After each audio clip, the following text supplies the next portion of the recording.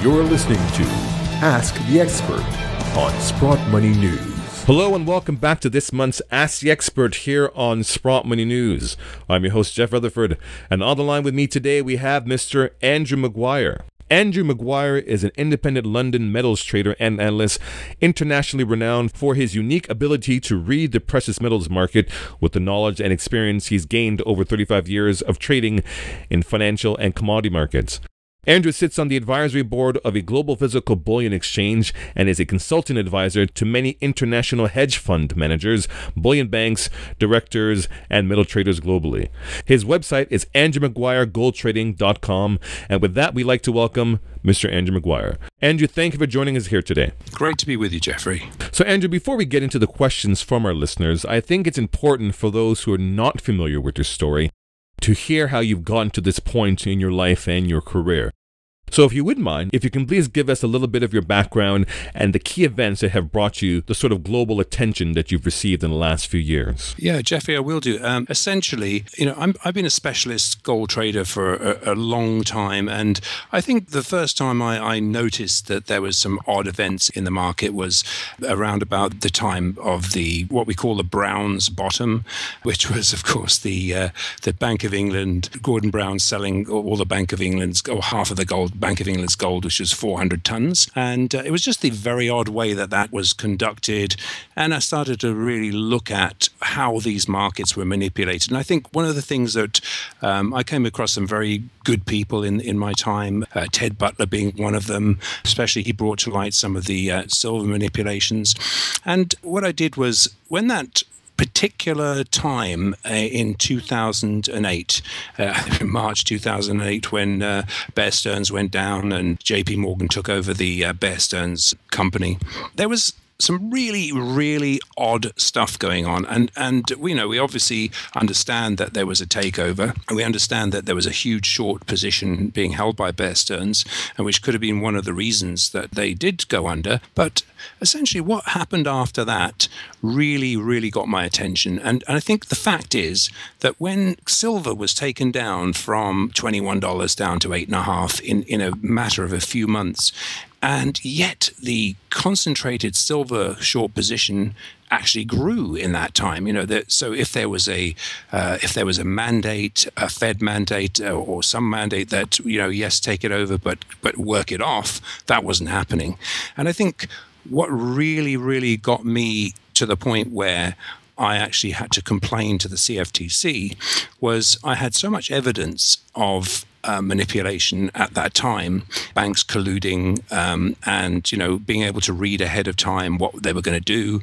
And I started to share that with the CFTC. And one of the reasons was that at the time I had one of the Panorama, which is pretty much like 60 Minutes that you have over there. They came and interviewed me and started to watch some of the things that I was talking about.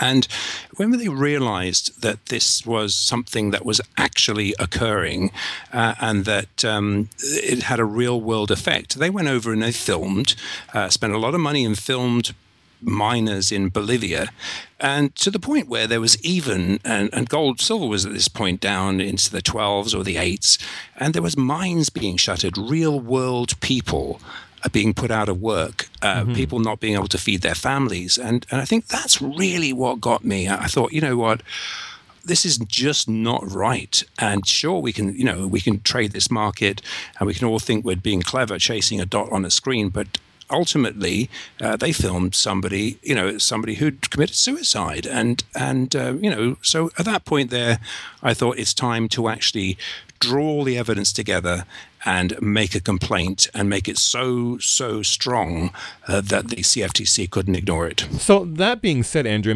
how did you go about making the complaint with the CFTC? And moreover, what was your experience in terms of finally arriving in America and having to face this commission, this board? And likewise, what was the reaction as far as people around you as well, too, as you're going through that entire process? Well, first of all, at that time, I think you'll remember that there was very few people who believed there was any form of gold or silver manipulation. In fact, the general consensus out there was, well, how can that possibly be happening? It's too wide a conspiracy. Somebody would have spilled the beans by now. Well, fast forward to right now, and everyone and their brother fully gets the fact there is gold and silver manipulation. Well, there's manipulation in every single market. So have to wind back to the point where you're fighting a battle where nobody other than a few people like Ted Butler and obviously people that were in the know that followed that sort of thing, really you're fighting an uphill battle. So the CFTC weren't responding. I know they weren't responding to a single complaint that anyone had sent them before. So what I did was actually provide them information of what was going to happen within 2 days, and I provided them ultimately 85 examples of what was going to happen ahead of time, what had happened, and how that was, collusive behavior. So it was really, really straightforward, simple stuff. And of course, at the time, I was amazed that how little interest they showed. And then this sort of led into, if you remember the March 2010 CFTC metals meeting, and that was basically to discuss the metals markets. And it was at that point there that because the CFTC had uninvited me from that meeting, I was originally invited by Bart Chilton, and 3 or 4 days before, I was uninvited. So essentially, I then dropped my bombshell that I had been dealing with the CFTC and made it public, which was, obviously when you're dealing with the CFTC, you're supposed to be keeping this stuff under the covers. And that way I made it public. It really peed them off, obviously. And I had to have Adrian Douglas provide that information to Bill Murphy, and Bill Murphy provided that into the meeting, and it ended up with industry apologist Jeffrey Christian admitting to the fact that gold and silver were leveraged 100 to 1. It really opened up, made public something that people didn't believe. And I think that, to me, was the point that awareness came to the fact that that gold and silver are traded on a fractional basis, and that there may be a problem if you think you own physical and perhaps you don't. So essentially, that's how it sort of all evolved. And it was because real world people were being affected by something that was, to me, that was disgusting. Excellent, Andrew. So firstly, I guess getting back to the questions from our listeners here now. So whatever happened to the 2 other whistleblowers who put you in contact with the CFTC? Is it true the day after their contact, the CFTC abruptly ended its investigation and said there was no manipulation? Yeah, well, the first thing to note about this, there was the closed 5-year investigation, and that related to the investigation that commenced in 2008. Now, at the time it was closed, I was personally informed by Commissioner Bart Chilton that this was technically closed because the statute of limitations, and that was the sole reason, was because it had expired on the statute of limitations, and no charges had actually been laid in that time period. And this is why the specific silver investigation was closed in 2013. Now, that does not mean that there was no compelling evidence of manipulation. I mean, as we know, it's an absolute matter of public record that Commissioner Chilton on several occasions stated, and I quote, this is obviously burned in the mind of many people, quote, that there were fraudulent efforts to persuade and deviously control that price. And he's referring to the silver market at that point. Now, the fact that no charges were laid in the time to beat this statute was highly suspicious. But what it was the test for manipulation was at the time just far too rigorous. It's a benchmark where you have to prove 5 particular things. Unless they all jive, it's not called manipulation. So, but after this investigation was closed, the definitions for manipulation were made less onerous. Now, however, there are other ongoing investigations into both gold and silver, and there has been no such public announcement and people believe that there is no investigation. There is. There's no announcement ending these subsequent investigations dealing with much later evidence relating to both gold and silver that and also he refers to the two JPM employees, and they most definitely, I am 100% certain, I directed them through a law firm to the CFTC. They also submitted evidence in the period which I had also submitted evidence in between 2009 all the way through to 2014. So as far as I'm concerned, in my opinion, these investigations are still active, or at least forms some part of an ongoing inquiry. Now, prior to his leaving the CFTC in 2014, and this is just to illustrate how strange an agency the CFTC is, on 3 occasions I asked Commissioner Bart Chilton to request absolute confirmation that this was an ongoing investigation or not. And it was relating directly to my submissions. No, it wasn't relating to the obviously he wasn't going to discuss anything about the JP Morgan submissions, but he absolutely got the runaround on 3 separate occasions, and he expressed his frustration to me that he would not even respond to his requests for the information from the enforcement division. So this is a really strange agency, and as far as I'm concerned, this evidence is still ongoing. I understand the frustration here. It's very few actual charges have been laid, but I believe a lot of this evidence has been absolutely instrumental in assisting with the current official, the multi-bullion bank investigations that are going on right now. Now, my opinion on this is that if criminal charges were ever laid against any one of these LBMA bullion banks, the whole daisy chain would unravel.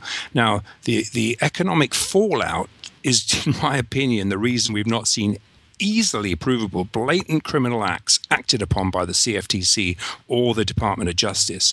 Now, on a brighter note, the current civil suits are targeting these very same banks, and one thing is for certain: even if partial discovery was granted, you're going to see these banks settle for cash in a heartbeat rather than open their books.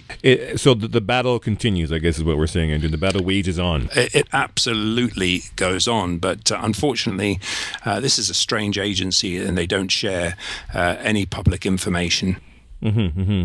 Now, switching over to a different question from one of our listeners here. This is more of a question of their own personal investment. So the question is, I presently hold bullion and gold mining shares in Australia. I believe there will be a severe crash in the stock market in 2015 and want to know, do I leave the shares with the mining company, which has done exceptionally well in the last 12 months, or do I sell them before the crash and repurchase them at a lower price when the crash comes and the price falls?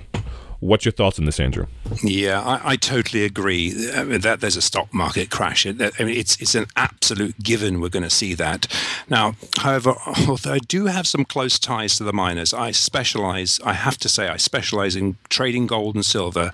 So other than keeping track of supply and demand fundamentals, I absolutely keep the focus on trading the metals themselves. Now, I see the trading of precious metals really as a specialized field that really requires a singular focus. So I apologize in that respect, but we do have to factor in, the tail wagging the dog manipulated wash and rinse cycles in these synthetic markets, and these markets have zero to do with the fundamentals.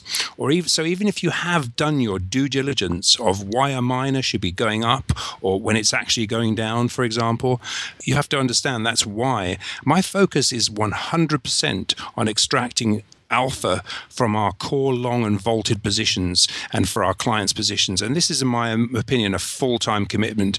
I do see the miners doing relatively well, though, through a stock market crash, as gold in general is going to be a safe haven. So it's really, I apologize, I can't answer it any better than that. No, not a problem at all, Andrew. We appreciate your candor. So moving on to another question from our listeners in regards to currency and precious metals. When the talking heads say that precious metals will rise in price per the US dollar, at some point it won't matter as the dollar will become worthless. Do you agree with this, Andrew? I totally agree that the price of gold measured in dollars will rise significantly. As you know, gold in every other currency is in a bull market. And of course, what we're talking about here is fiat gold versus every other currency. And it just happens that the US dollar is king of a worthless fiat heap. Now, outside of measuring the various foreign exchange crosses in gold, which could be euro gold, pound gold, renminbi gold, it could be any of the crosses. What I find really interesting is that much closer to home and inside the LBMA system, we have also been seeing extremely strong physical interest in gold denominated in euro terms, and that's quite understandable. And it's easy to lose sight of the fact that at current low prices, willing sellers of bullion are limited, and given that China and India already consumes all of new mine production, ultimately there is only one source of available, immediately deliverable above ground supply of physical gold, no matter which currency it's delivered in. Now, in the US-centric world of gold, it's easy to lose sight that this drawdown of physical bars is not just conducted in gold denominated in dollars, and it serves to underpin the global wholesale market. So I think that's the best way to answer that. Excellent, Andrew. So here's another question here, kind of based around the idea of personal investment, particularly within stocks. So for those who have been stacking silver but are now wondering about possibly buying a recommended mining stock with a bright future, do you have any particular recommendations? Right. As far as stacking silver goes, I say kudos. As far as, again, I did mention a minute ago, I don't trade the miners specifically. However, what I can say is it's pretty obvious that when gold and silver break out to the upside, I see it raising all the watertight boats. So keeping in line with personal investment, Andrew, the next question is, what percentage of one's portfolio should they invest in precious metals? That's a tough one, Jeffrey. It depends so much on your individual risk-reward profile. Now, if looking medium or long-term, I can't see why one wouldn't be heavily weighted in gold and silver in one's portfolio. I think all tangible assets are a safe bet in this environment. Anything that can't be printed, in other words, or debased, such as obviously gold, silver, land, that kind of thing. But right now, given the current circumstances, I think leaving or depositing cash in a bank is actually the highest risk trade I can think of. Now, not only is cash being debased, but you're at risk of a bail-in there. And if one thinks about it, simply making a cash deposit at a bank is an actual risk-reward trade that you're making. You are actually loaning that money to the bank, and that is by association. This bank is caught up in a $250 billion of derivative bets. Where is their balance sheet for you to assess their risk? Having less than 10% in physical is actually, in my opinion, being extremely underweight in these circumstances. Now, with 5,000 years of history versus this whole fiat experiment, it leaves me fully 80% invested in physical, just leaving enough cash for normal everyday events. So then, likewise, I think you kind of touched upon this already in terms of the question in relation to a stock market collapse. But I guess in an overall sense, do you predict a coming global economic collapse? And if so, when? Yes, I do. But I prefer to look at this economic collapse in relationship to how it's going to relate to gold and silver. Now, as far as the timing of this collapse, there are people eminently more qualified than me to predict when this may be. But however, when I want to be ready, I want to be ready for a black swan event, and this could sneak up at any time. And now, given the quadrillions of derivative exposure, it might just be one more straw that tips this balance, and not necessarily a cataclysmic event that everyone's waiting for. Now, my only question would be, are you positioned ready for this? And as far as gold's concerned, if you don't have physical or land or an unencumbered home, in my opinion, have nothing but risk. Now, Andrew, you've kind of touched upon derivatives, and I just want to know perhaps if you can kind of elaborate on that. So how dangerous are derivatives? And I think you kind of touched upon this already. So you do see this playing a key role in the coming economic collapse, do you not? Yeah, I do. And bottom line, any one of this daisy chain of banks exposed to this quadrillion of derivative bets, if they default, then they all go down. And this whole paper experiment goes down in the history books for students to study. You know, the countries that have gold assets will be the dominant world powers in the future. And we don't have time to go, obviously, into the full detail here, but I see China as the dominant global power, and we can see them openly structuring for this event right now. I agree with you. We interviewed Jim Rogers last month, and he was talking about the same thing in terms of China becoming a leading global power in economics. But likewise, as far as just preparing, having his children living in Asia, having his children learn fluent Mandarin as well too, for this pending change. So that being said, Andrew, I guess this kind of flows into our next question. How are you personally preparing for economic uncertainty? Well, Jeffrey, as I mentioned, all but my immediate cash needs and for trading needs are invested in physical metal vaulted outside the LBMA system. You know, gold has held its value for 5,000 years and endured all of man's mistakes, and it still buys what it did back then. And it's sad to say, I have no faith in anything else. So it seems we're all in agreement that we're not really dealing with real markets these days because everything's being manipulated. So given the absence of any meaningful regulation in precious metal markets, do you think anything other than some formal default event can put an end to the serial manipulation? If so, what other triggers could bring about this result? Well, I am absolutely on record warning the regulators that even if they don't close the loop on market manipulation, that the physical market will do their job for them. And the only difference is the situation is now exponentially worse than if they'd acted on very clear evidence. And I can speak from personal experience 5 years ago. Now, there is a back door, though, and I think that is to bail out these too big to fail taxpayer-supported bullion banks. And there's going to be a cash settlement of unallocated gold accounts.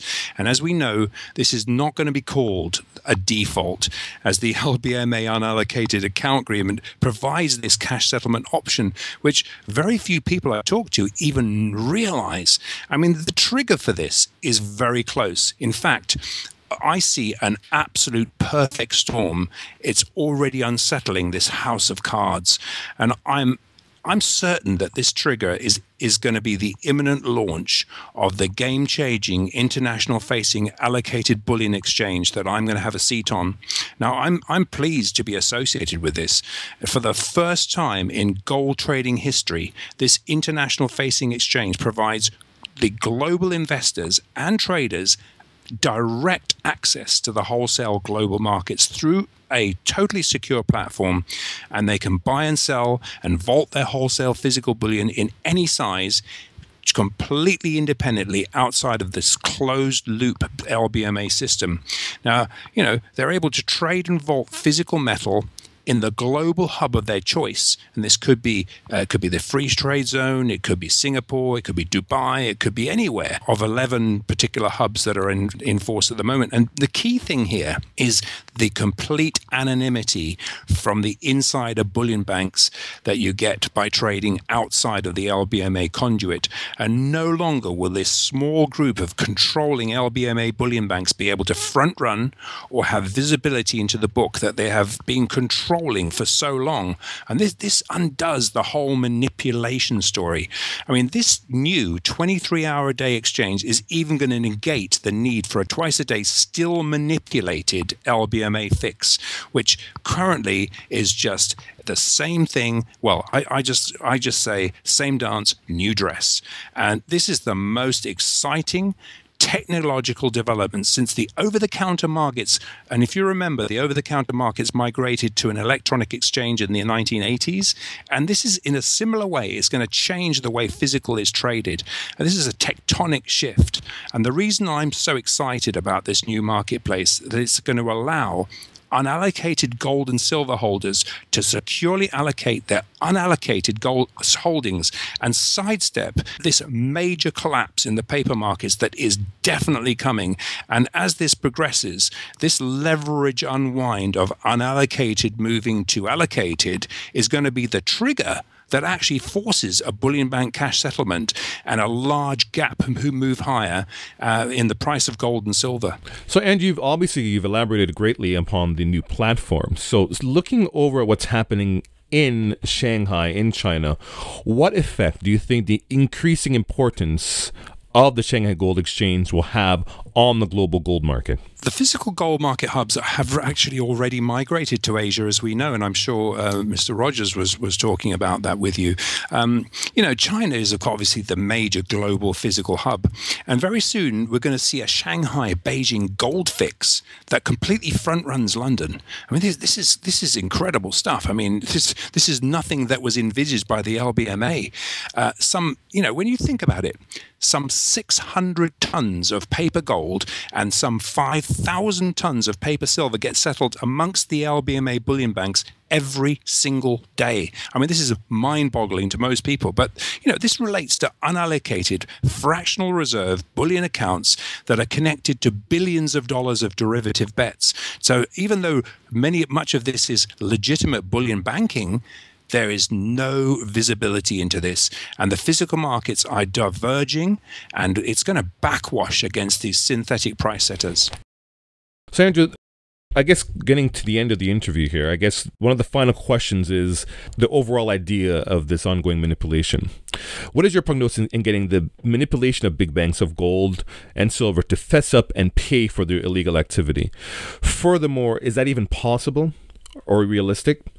If so, I guess when could this possibly happen, if it ever happens in the future? Another good question. I mean, as I've indicated, I really doubt any criminal charges will ever be laid against these two big defaull bullion banks. However, and we've gone through the reasons for that, but however, the new class action suits, in my opinion, have the wind at their back now, especially after the Barclays admissions, and we all know that story, and other admissions and slaps on the wrist with Deutsche Bank, UBS, and other banks. And there's a current ongoing announced investigation into all the bullion banks now. Now, I see a really real chance of this current class action suit at least is going to be granted partial discovery. How can it not be, given that we have provenance for manipulation and lots of good evidence? And the moment that happens, and I guarantee these banks named in this suit are going to settle immediately to avoid opening this can of worms. And I think, bottom line, Jeffrey, I think the jig's up. The non-delivery synthetic markets cannot be allowed to separate from the underlying bullion, real bullion market. I mean, we already see HFT sucking out liquidity on a daily basis. Even in the most liquid sessions, we see 2-3 pip bid and ask spreads. I mean, this shouldn't be happening in the most liquid sessions. It's why? Is because after a news event or something, you've got the HFCs literally sucking any real volume out. And the global bullion markets have to be remembered. They are centered in Asia now. The paper markets are left holding the bag, in my opinion. And the LBMA has competition that it never envisaged. And they are preparing, I guarantee they are preparing for this non-default reset. And I just ask your listeners, are you ready? We've been speaking to Andrew Maguire. Andrew, we'd really like to thank you for joining us, and we urge our listeners to go to andrewmaguiregoldtrading.com to see what Andrew has to say. I mean, obviously he's been providing some great insight, but again, look what he's done in terms of affecting the market by being brave enough and standing up for what we believe to be true. And Andrew, we really like to thank you for joining us here today on Ask the Expert. Jeffrey, it's been a pleasure. And to our listeners, thank you for listening. This is Jeff Rutherford for Ask the Expert here on Sprott Money News. Have a great day.